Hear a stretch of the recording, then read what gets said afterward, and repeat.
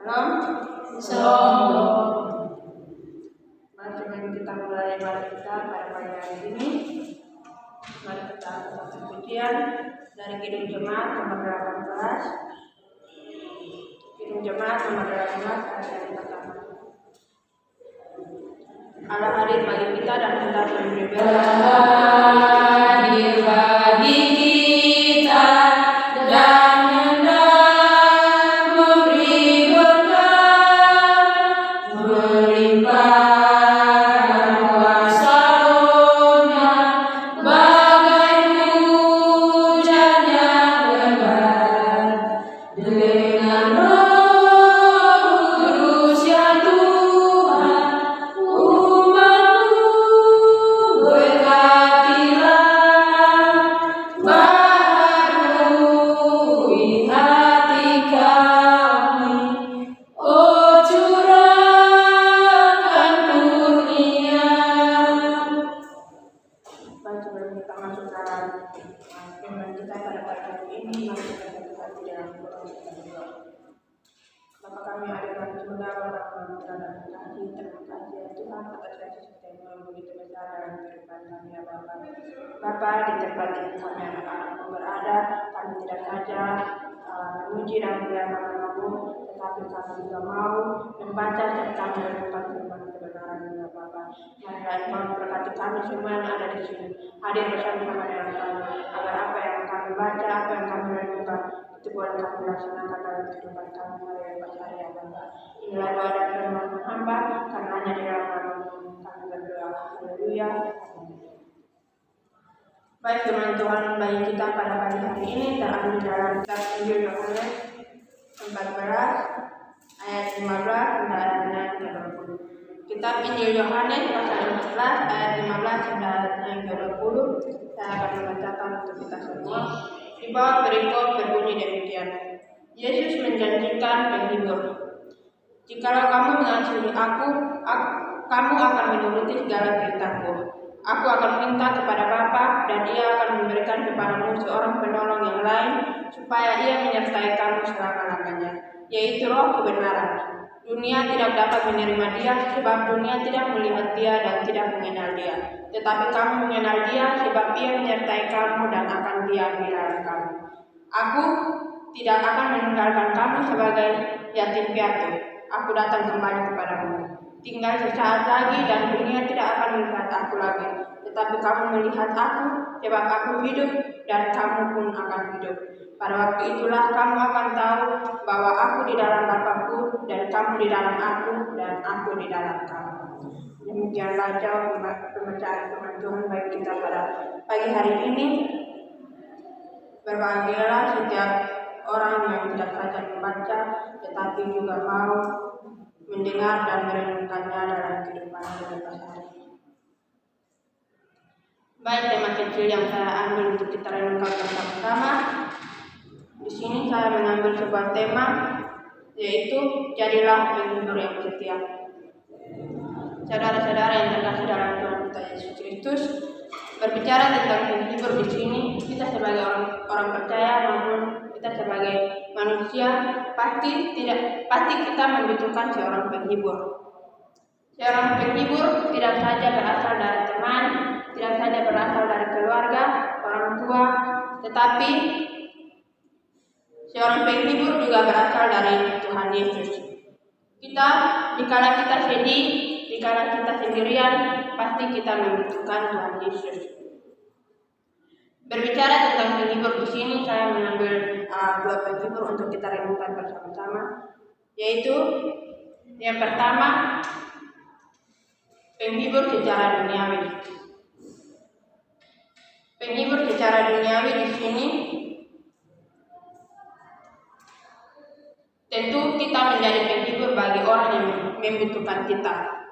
Seorang penghibur bukan datang dari istri, bukan datang dari suami, orang tua maupun anak-anak, tetapi seorang penghibur juga boleh berasal dari keluarga lain, saudara, sahabat, teman, bahkan orang yang tidak kita kenal. Penghibur secara alkitabiah di sini juga kita lihat Penghibur secara alkitabiah itu kita memiliki penghibur yang selalu setia. Dia yang setia memiliki tugas dan tanggung jawab mengajarkan segala sesuatu dan mengingatkan kepada kita akan firman-Nya. Penghibur yang setia secara alkitabiah yaitu Roh Kudus. Bisa kita baca dalam Injil Yohanes pasal 14 ayat yang ke-26. Di situ firman Tuhan berkata, tetapi penghibur yaitu Roh Kudus yang akan diutus oleh Bapa di dalam namaku, dialah yang mengajarkan segala sesuatu kepadamu dan akan mengingatkan kamu akan semua yang telah kukatakan kepadamu. Dari kedua penghibur yang sudah kita renungkan bersama-sama tadi, saya di sini akan bersaksi ada pengalaman tentang sahabat saya dari SD. Di situ kami berpisah selama kurang lebih 8 tahun. Itu sampai pernah ketemu. Sampai akhirnya kemarin di bulan Maret itu akan sempat ketemu. Di situ akan ketemu, lalu dia menceritakan permasalahan. Entah itu permasalahan dalam keluarga, permasalahan tentang pacar, permasalahan tentang kerja, itu dia ceritakan semua. Dan begitu banyak masalah-masalah yang dia hadapi. Tapi dari dia kita belajar. Karena walaupun dia punya banyak masalah, tetapi dia sudah begitu menyerah. Dia masih punya satu niat yang besar. Di situ dia punya niat untuk menghibur dia punya diri. Jadi dia menghibur diri dengan cara, karena dia orang kerja, jadi dia saat dia datang kerja di sini itu dia sudah bawa Alkitab. Jadi dia WA beta, dia bilang dia nggak betul itu. Jadi dia WA beta, dia bilang udah ada Alkitab kok. Jadi dia bilang Alkitab entah mana, dia bilang ada Alkitab tapi di sini pasti semua. Jadi dia bilang Alkitab apa saya, kita bisa baca. Karena sudah ada Alkitab kecil saya, tapi ini sudah lengkap. Ya sudah, dia bilang sama apa yang dia bisa baca. Dari situ bilang Alkitab kecil, Bapak antar ke dia sampai sana, diterima. Dan beta juga bersyukur karena dari satu hal kecil yang beta kasih, akhirnya dia bisa mengendalikan dia punya masalah, dia punya emosi semua. Jadi dari kesaktian yang beta kasih di situ, kita juga bersyukur bahwa Tuhan tidak pernah meninggalkan kita. Ia tetap setia dan memberikan kepada kita penolong yang setia kepada kita, yaitu Roh Kudus. Roh Kudus diutus Tuhan untuk tinggal di dalam hati kita. Roh Kudus juga sudah bekerja bagi kita di dalam segala perkara. Ia menjadi penghibur bagi kita, ia menolong kehidupan kita, serta menuntun kita untuk selalu setia kepada Tuhan. Roh Kudus juga dengan setia mengatakan kepada kita orang-orang percaya dalam segala kebenaran akan firman-Nya. Dalam renungan kita, mari kita belajar bersama-sama dari Injil Yohanes, yaitu Yesus menjanjikan penghibur. Di ayat yang pertama itu, firman Tuhan berkata, jika kamu mengasihi aku, kamu akan menuruti segala perintahku. Maka dari situ kita belajar bahwa kita harus mengasihi Tuhan dan mau menuruti segala perintah-Nya. Maka kita akan diberkati dan dipenuhi oleh Roh Kudus. Kita harus menjadikan Tuhan yang utama dan lebih utama dan nomor satu. Kita harus setia dalam segala hal dan tidak ada siapapun yang dapat menggeser posisi Tuhan dalam kehidupan kita. Bisa kita baca dalam Mazmur 37 ayatnya yang ke-24, Tuhan berfirman, apabila ia jatuh tidaklah sampai tergeletak, sebab Tuhan menopang tangannya. Oleh karena itu, kita harus saling mengasihi dan kita juga harus mengasihi Tuhan dengan sungguh-sungguh dan menjadikan Tuhan sebagai penghibur yang setia kepada kita.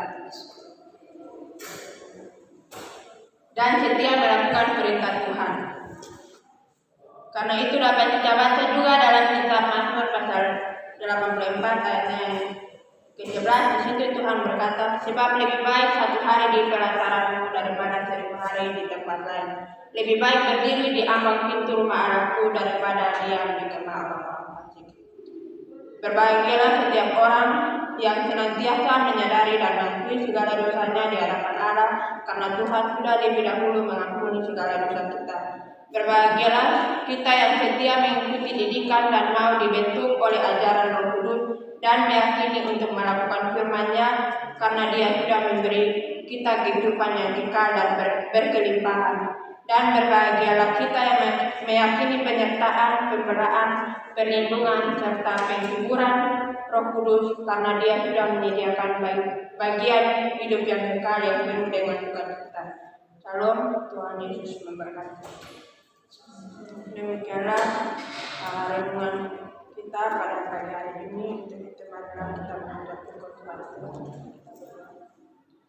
Bapa kami ada yang surga, Bapa yang maha murah dan kasih, terima kasih ya Tuhan atas firman kebenaran-Mu yang sudah Engkau firmankan bagi kami, agar itu boleh menjadi bagian yang bermanfaat bagi kehidupan kami ya Bapa.